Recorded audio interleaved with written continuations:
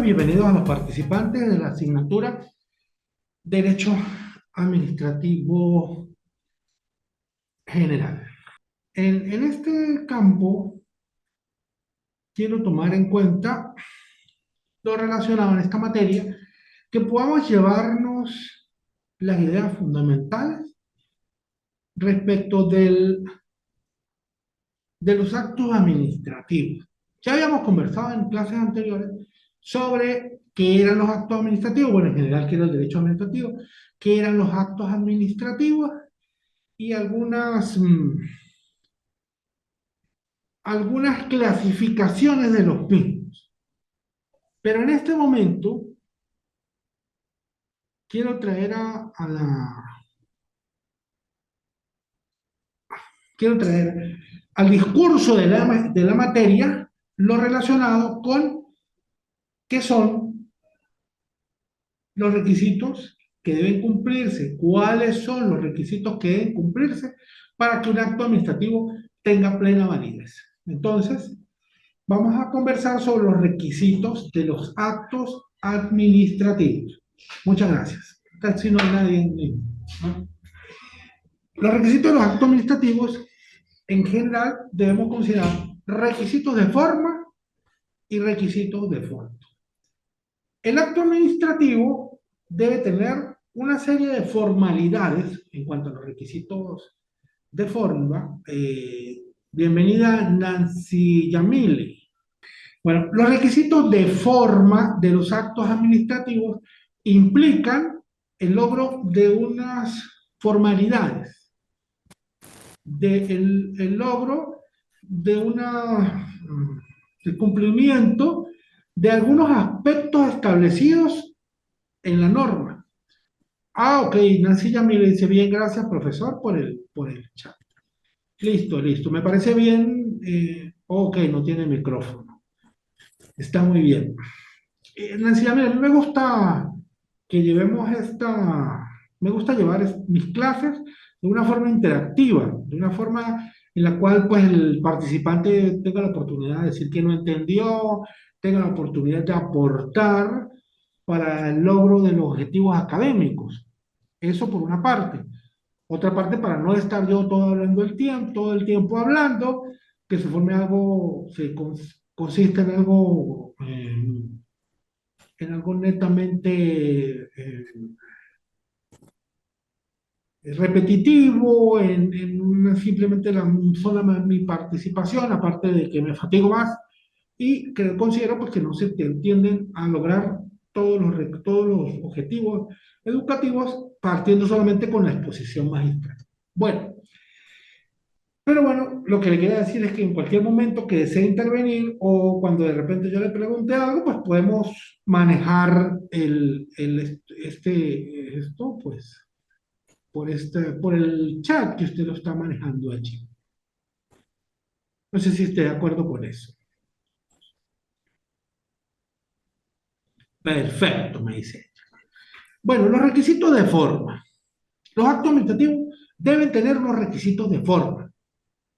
Deben cumplir con una formalidad. ¿Establecidas por quién? Establecidas por la ley, establecidas por el legislador o por el ente con competencia para reglamentar un procedimiento establecido ya en la ley. Hay una sentencia del Tribunal Supremo de Justicia bastante vieja data, creo que como desde la 1938 del siglo XX, que dice, cuando la ley crea formas especiales para el cumplimiento del acto administrativo, quiere decir que el acto debe estar rodeado de todas aquellas garantías necesarias para que pueda producir su efecto. Mas es necesario que la misma ley establezca de manera categórica las formas en que ha de cumplirse. Y solo así es cuando el acto cumplido fuera de esas formalidades llega a estar viciado de nulidad. Es decir, la ley debe decir cuáles son las formalidades que deben cumplirse para perfeccionar el acto administrativo.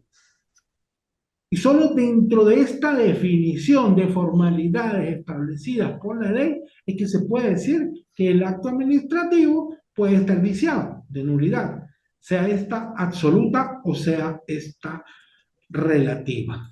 Ya, mire, una pregunta para tomar como, digamos, como usted como parámetro del conocimiento de todos los participantes. ¿Conoce usted la diferencia entre nulidad absoluta y nulidad relativa en el campo del derecho administrativo? La nulidad absoluta en el campo del derecho administrativo determina que un acto es nulo de toda nulidad, no puede ser, no tiene ninguna validez, se considera inexistente dentro del campo jurídico. Por ejemplo, yo doy el ejemplo tradicional siempre, la venta de la Plaza Bolívar. La Plaza Bolívar es un bien público del dominio público. Es decir, porque es un bien que no puede ser transferido, es inalienable, es imprescriptible, no importa que se, cualquier conjunto de ventas o de actos administrativos que se decidan sobre él, van a ser nulos de toda nulidad porque no es un bien en el comercio. No puede ser transferido por acuerdo de voluntad entre las partes. Entonces, un acto administrativo que acuerde la transferencia de la propiedad, acuerde hacer un contrato, ir al registro para transferir la propiedad a un particular de la Plaza Bolívar, es un acto administrativo nulo de toda nulidad. No se puede eh, convalidar. O un acto administrativo, supongamos yo necesito una licencia de licores y voy a la alcaldía, resulta que me la tramita y se la solicito al presidente del Consejo Municipal. Y el presidente del Consejo Municipal muy amablemente procede a darme la, procede a darme la licencia para el expendio de licores y especies alcohólicas. Y en ese momento estoy tratando un acto administrativo con un funcionario que es manifiestamente incompetente para llevarlo a cabo, motivo por el cual ese acto administrativo es nulo de toda nulidad porque está previsto en la Ley Orgánica de Procedimientos Administrativos. Esos actos administrativos jamás han existido.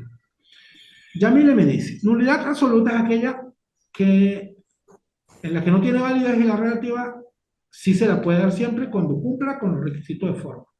Más o menos por ahí van los tiros, Yamile. Porque, porque la nulidad absoluta, ¿sí? No, el acto no vale de ninguna forma. En la nulidad relativa, el acto puede ser anulado, pero también puede ser convalidado por la propia administración subsanando el vicio. Supongamos, el acto administrativo al acto administrativo le falta el sello, se le pone el sello. El acto administrativo no tiene una formalidad esencial, que es que no indica las instancias de acuerdo con las cuales se puede ejercer el derecho a la defensa. Pero si yo recojo el acto administrativo que notifiqué o realizo, dejo sin efecto ese, emano otro acto administrativo cuya notificación sí contiene todas las menciones necesarias para el ejercicio del derecho a la defensa, pues en todos esos casos siempre voy a tener un acto administrativo que ha sido convalidado.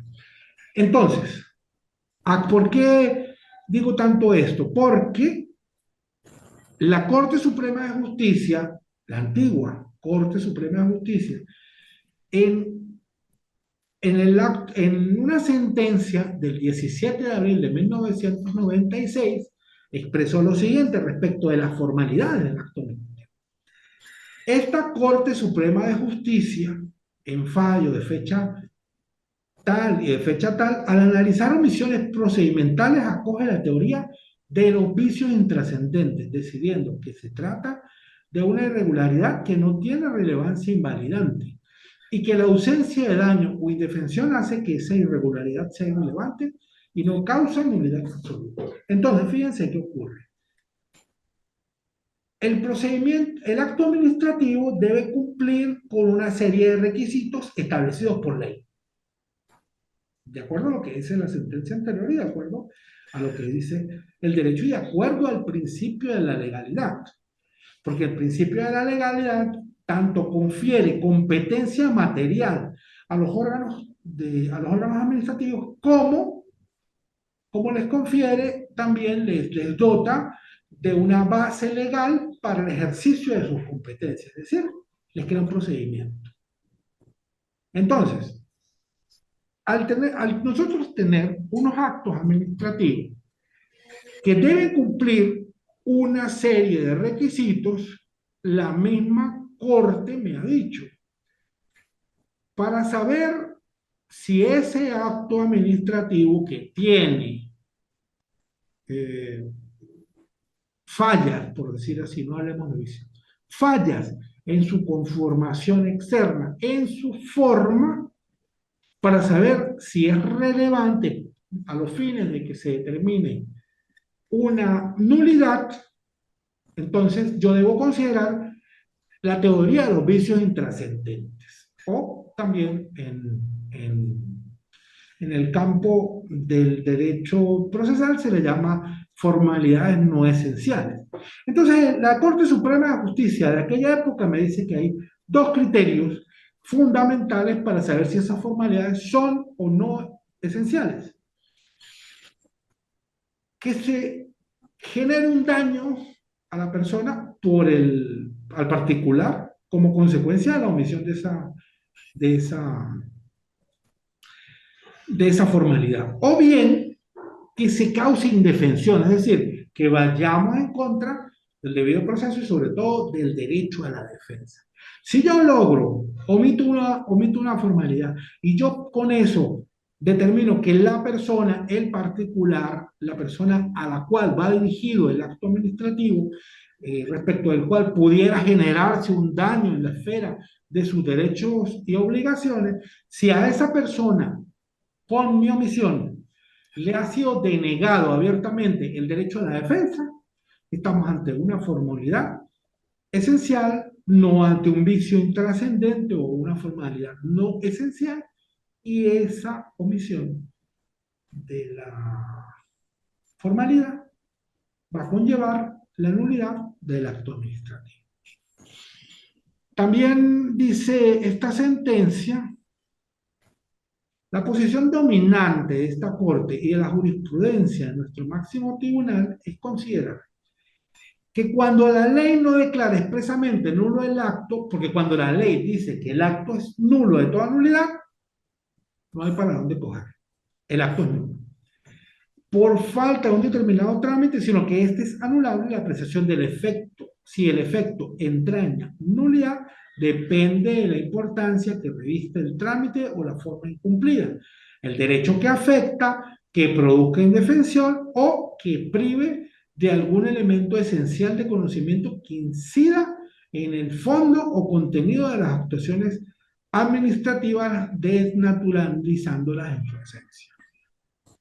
Esto en razón de que, siendo las formas por su naturaleza estrictamente instrumentales, la infracción de las mismas solo adquiere relieve cuando su existencia, como antes anotamos, ha supuesto una disminución efectiva, real y trascendente de garantía, incidiendo así en la decisión de fondo y alterando evidentemente su sentido en perjuicio del administrado y aún incluso en perjuicio de la propia administración. En consecuencia, su inobservancia es irrelevante cuando de todas maneras se logra la finalidad de ley que el legislador persigue al exigir la forma o trámite incumplido. Entonces, si el acto cumple con su cometido, el vicio no es trascendente y no debiera acarrear nulidad.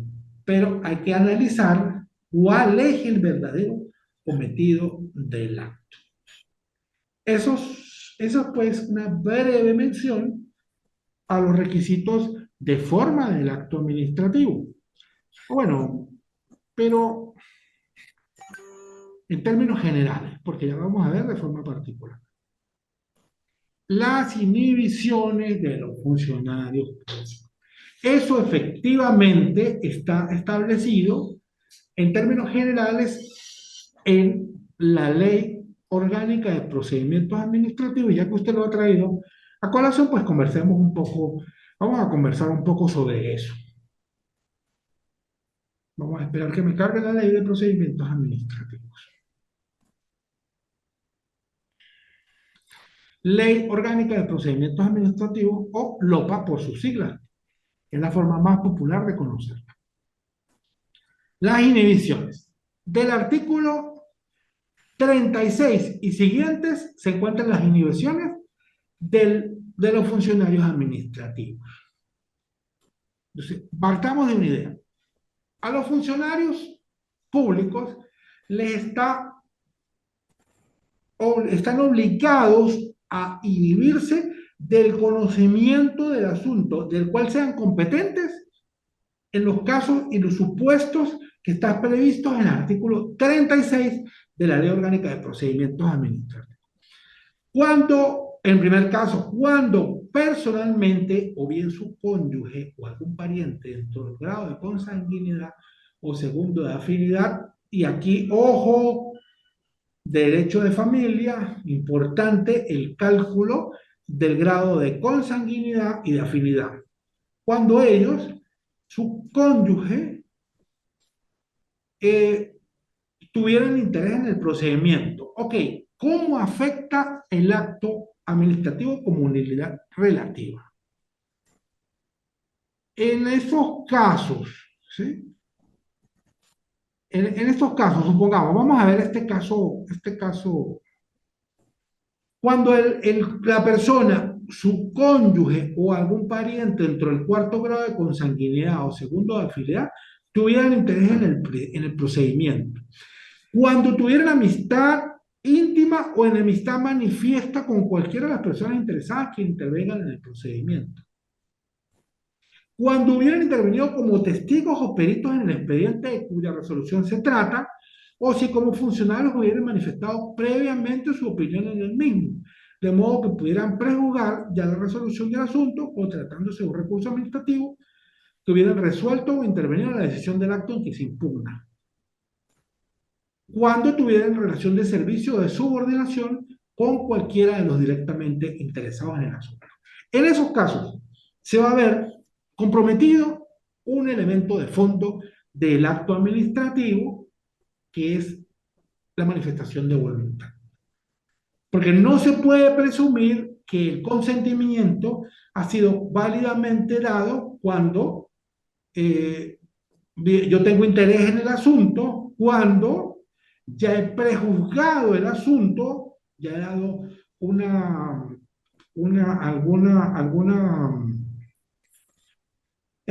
alguna idea respecto de cuál pudiera ser la decisión del asunto, incluso antes de oír a las personas, antes de conocer sus alegatos, antes de entrar a comprender y de entrar a evacuar y a valorar sus elementos probatorios. Y cuando estén en relación de subordinación, de dependencia, de servicio con cualquiera de las personas que son interesadas en el asunto, se supone que esa relación de subordinación o de dependencia también va a alterar la manifestación de voluntad del funcionario y puede viciar el acto. Puede viciarlo no de nulidad absoluta, pero sí hay una nulidad relativa de un peso bastante grande, ¿verdad? Porque va a estar viciada la nulidad del acto. Va a estar viciado el consentimiento del acto, quiero decir. Entonces, en esos casos, es complicado permitir que el acto administrativo subsista si va a violentarse el principio de estar al servicio de los administrados y va a violentarse la idea de que el administrado va a obtener una decisión objetiva de la administración sobre el asunto al que está sometido a su conocimiento. Y en estos casos podemos encontrar una violación un vicio del acto administrativo que pudiera darse un vicio muy específico que es el vicio de desviación de poder. Cuando yo utilizo el poder que me ha sido conferido por la ley, las competencias que me han sido dadas por la ley, para un fin distinto al cual al cual me ha encargado la ley de desarrollar. Si yo utilizo el procedimiento administrativo en provecho mío, estoy haciendo un vicio, incurriendo en un vicio de desviación de poder. Y entonces vamos a entrar en el estudio de los requisitos de fondo de los actos administrativos. El primer requisito de fondo es el requisito de competencia. ¿Por qué de competencia? Gracias, me dice Nancy Yamile. Está muy bien, Nancy. Ya pues digamos, tenemos limitaciones de tiempo que nos impiden acceder de forma más expedita y más profunda en la materia, pero pues me toca que me corresponde dar algunas orientaciones generales en la materia. Ok, ¿qué es la competencia? ¿Sí? La competencia es la aptitud que tiene un órgano administrativo para resolver, aptitud con P, para resolver un asunto sometido a su competencia. Si ese órgano administrativo, de acuerdo con la ley, si es el que tiene las potestades para resolver el asunto sometido a su competencia, estamos en presencia de un órgano competente. Y esa competencia no se puede presumir. Uno puede decir, bueno, es la materia que está tratando, es el territorio que ocupa, pero en esos casos yo no puedo presumir que el órgano es competente si no hay una disposición legal, expresa, clara, concreta, que me diga que el órgano es competente. No puedo presumir la competencia del órgano, porque la ley es la que establece el límite de actuación de los órganos administrativos, qué facultades, qué poderes y qué atribuciones le han sido conferidas, y esas atribuciones le han sido conferidas de acuerdo con la ley. ¿Por qué? Porque nosotros estamos bajo la vigencia y el rigor del principio de legalidad. La Corte Suprema de Justicia, en una sentencia cuyo ponente fue la jurista Josefina Calcaño de Temeltas, en el año 1990 define la competencia. La competencia es la medida de la potestad atribuida por la ley a cada órgano, de modo que no hay competencia en la actuación administrativa válida si previamente no se señala la atribución que por norma legal expresa se le reconoce al órgano y los límites que la condicionen.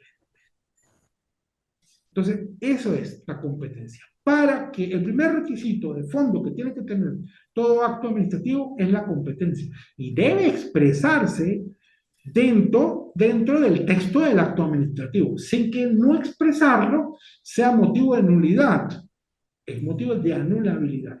Pero el no tener la competencia, el no ser titular de la competencia por parte del órgano que ha ejecutado el acto, que ha realizado el acto, que ha dado vida jurídica al acto, si es motivo de nulidad y de nulidad absoluta, de acuerdo con la ley orgánica de procedimientos administrativos.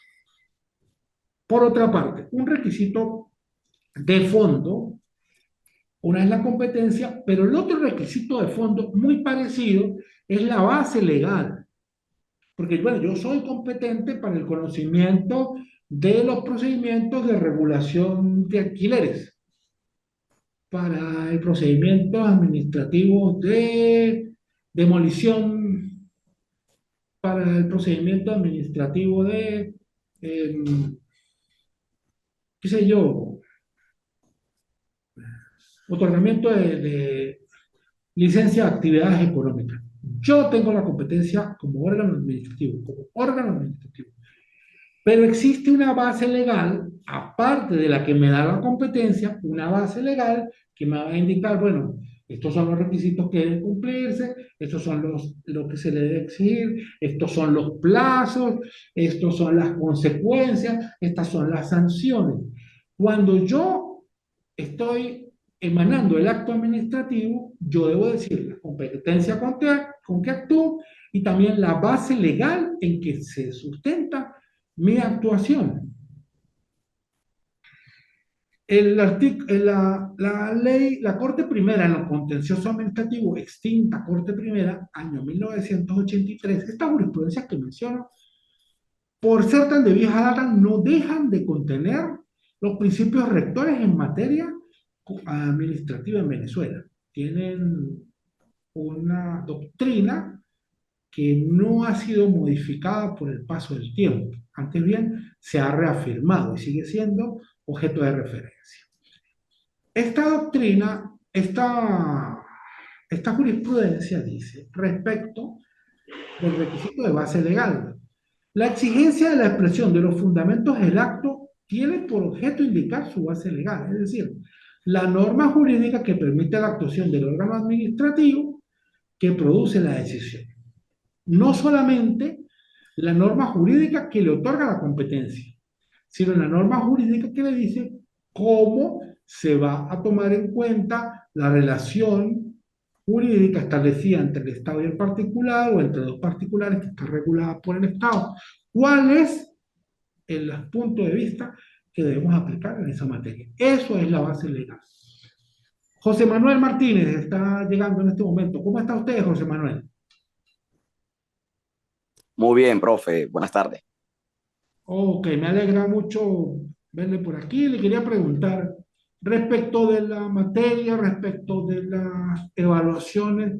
¿Ha tenido usted alguna inquietud, alguna duda, algo que quisiera expresar en este momento? Sí, profe, no. Gracias a Dios que hasta el momento vamos actualizados. Todo bien, gracias. Ok, bueno, muchas gracias. Entonces, otro requisito de fondo del acto administrativo es la causa o motivo. El acto administrativo, para que entendamos, el acto administrativo va a tomar en cuenta una base legal, y va a tomar en cuenta unos hechos. Él va a tomar los hechos y va a subsumirlos dentro de una base legal. Con ocasión de esa operación lógica que se plantea en la teoría jurídica clásica como un silogismo, con ocasión de esa operación lógica va a generar una consecuencia jurídica que es la decisión del acto administrativo. Entonces, el acto administrativo debe estar motivado, es decir, tiene una causa, algo que lo lleva a su existencia. Entonces, ¿qué ocurre? La causa va a indicar, conforme ocurrieron este hecho y este hecho, que fueron probados de esta forma, de esta forma y de esta forma, porque el acto administrativo no puede presumir la existencia de los hechos. Al acto administrativo, en su redacción, le va a aplicar, le van a aplicar, eh, le van a aplicar los mismos requisitos, le van a aplicar los mismos requisitos que se aplican a las sentencias en materia probatoria. Entonces, debe mostrarse fehacientemente que el acto administrativo ocurrió. Nancy Yamile me pregunta que si los requisitos son los que están en el artículo 18 de la LOPA. Efectivamente, esos son los requisitos. Pero, ¿qué ocurre? Que la doctrina ha reorganizado estos requisitos, la doctrina ha reformulado algunos requisitos, ha reorganizado el término, los términos establecidos en el artículo 18 de la LOPA, al igual que los vicios de los actos administrativos. Ha sido más el trabajo realizado con los vicios que de los requisitos. Pero si es posible, lo que ocurre es que el artículo 18 de la LOPA dice todos los requisitos de forma taxativa, sin discriminar si se refieren a motivos de fondo o a motivos de forma. En este momento lo estamos revisando indicando qué es de forma y qué es de fondo. Entonces, bueno, iba yo en la motivación del acto administrativo. El acto administrativo, entonces, el órgano administrativo va a decir, conforme a tales hechos probados y conforme a tal base legal, pues se deriva tal consecuencia jurídica. En esos casos, en el caso de que se dice cuáles son los fundamentos jurídicos que lo motivan y cuáles son los fundamentos fácticos que lo motivan, se puede estar incurriendo en error, porque yo puedo decir, bueno, la persona era titular era dueña de un vehículo automotor de carga pesada, y resulta que no era un vehículo de carga pesada, y la decisión administrativa se sustentó en una norma relacionada con un vehículo de carga pesada. Entonces, en esos casos, podemos pensar que hay un vicio o una falla en la descripción de los hechos, en la determinación de los hechos, ¿sí? Entonces, ese vicio que pudiera existir se llama vicio de falso supuesto de hecho. Es decir, yo juzgué mal los hechos eh, o simplemente no determiné cuáles eran los hechos en realidad. O bien puede decirse que yo aplico una base legal que me es pertinente, pero no es una base legal adecuada al supuesto demostrado, a los hechos demostrados. Entonces, cuando yo utilizo la base, hay un problema en la base legal que yo utilicé, se puede decir que estamos ante un vicio de falso supuesto de derecho. No sé si estamos claros hasta este momento, no sé, alguno me puede comentar algo si tiene alguna duda respecto de estos elementos. Otro elemento de fondo del acto administrativo es el objeto del acto administrativo o contenido del acto administrativo. Es decir, el efecto práctico de aquello que se pretende con el acto administrativo. Vale decir, aquello sobre lo cual versa el acto administrativo. Si es una autorización, pues el objeto de la autorización; si es una sanción, pues el objeto de esa sanción; si es un deslinde de unas propiedades, un otorgamiento, de un contrato de arrendamiento sobre un terreno ejido, pues el otorgamiento de ese contrato. El objeto del acto administrativo debe tener una serie de características particulares, fundamentales, ¿sí? que, eh, que van a determinar si ese acto administrativo es válido o no. Porque si el acto administrativo está viciado en el objeto, es decir, en el fondo, en aquello que va a determinar para qué surgió el acto administrativo, la utilidad del acto administrativo, el fin de ese acto administrativo, si está viciado de objeto, debemos pensar que el acto administrativo está viciado en nulidad absoluta. Entonces, si el acto administrativo debe ser lícito, es decir, debe darse de acuerdo con el derecho, pero es decir, que no es que debe darse cumpliendo las formalidades, es que no debe tener una condición antijurídica, no debe ser contrario al orden jurídico, ¿sí? No puede ser, si yo hago un acto administrativo mediante el cual yo le cedo la propiedad, le alquilo a una persona como si fuera un terreno ejido, un terreno particular de una persona, pues ese acto, sin yo decir que es un terreno ejido, porque no hay una confusión, sino simplemente yo hago el arrendamiento de ese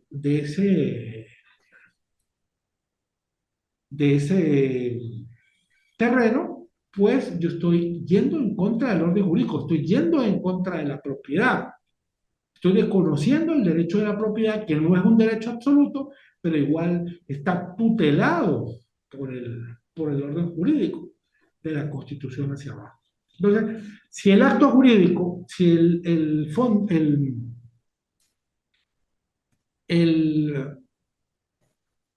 objeto del acto administrativo es ilegal, el acto administrativo no tiene ninguna validez.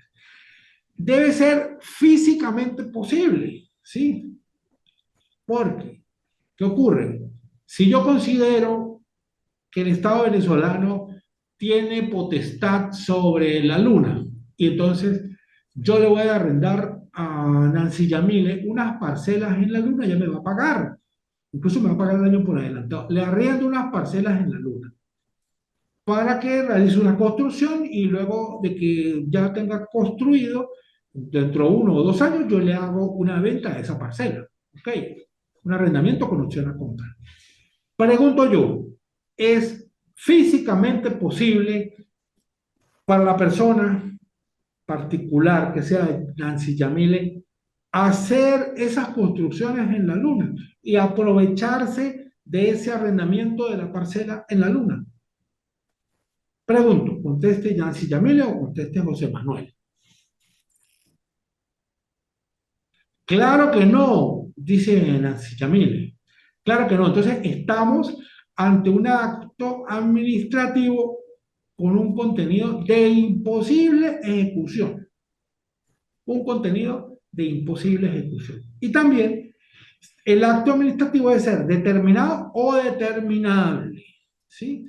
Que se pueda determinar en qué consiste. Porque si yo digo, hay una norma municipal que establece una multa, ojalá fuera así, ya viviéramos, dice Nancy Yamile, ya viviéramos en la luna. Bueno, algunos vivimos en la luna, pero, digamos, materialmente, físicamente, en la luna ojalá lo pudiéramos hacer. Si el acto administrativo no es determinado o determinable, tampoco se puede considerar que su validez es plena, más bien sería una nulidad absoluta. Porque si yo digo, a ver, pongo una norma municipal que establece unas multas en materia de tránsito por, por estacionarse en el paso peatonal o por no respetar las señales de tránsito en cuanto a las luces de pararse y de continuar, de tener cuidado, todo eso, el rojo, el verde y el amarillo. Y entonces la municipalidad del alcalde sacó un acto administrativo donde considera que se le aplica una sanción de multa de tantas unidades tributarias, con base en la ley, con base en la ordenanza, quiero decir, a todas las personas que vulneraron esa disposición. Puedo determinar yo cuáles son todas las personas y saber a quiénes les están aplicando esa multa en el acto administrativo. ¿Puedo o no puedo? No puedo, porque el acto administrativo dice todas las que violaron eso. No, yo debo decir a tal persona por haber vulnerado tal norma y haber procedido de repente con un agravante, etcétera, etcétera. Es decir, debe ser expresamente determinado, estar específicamente decidido quién es el destinatario de ese acto administrativo, en ese caso. Porque hay unos actos administrativos de efectos particulares en los cuales van dirigidos a un número indeterminado de personas. Pero el contenido del acto administrativo sí tiene que estar específicamente determinado. Con respecto a la imposibilidad física, dice la tratadista Raiza Ojeda, la imposibilidad física en cuanto al contenido del acto se produce cuando el acto se refiere o a un sujeto inexistente o a un objeto inexistente o a la imposibilidad lógica. Dice, se produce cuando el acto tiene elementos irremisiblemente contradictorios. Si en un acto se aprecia que la aplicación de uno de sus elementos anula el efecto requerido por el otro sin que sea posible su aplicación simultánea, el acto en cuestión es de contenido imposible. Si yo le digo a la persona, usted está autorizado, me piden para construir un permiso de construcción de un local, de una casa de 2 pisos. Dice, bueno, usted está autorizado para construir el segundo piso de la vivienda, más no el primer piso. Eso es materialmente imposible, es contradictorio y irreconciliable. Bueno, hasta aquí ya estamos terminando, queda mucho menos de un minuto. Terminamos esta reunión donde hemos conversado un poco sobre los requisitos de los actos administrativos. Muchas gracias, muy agradecido por su presencia y cualquier cosa, estamos a la orden en línea o por el WhatsApp.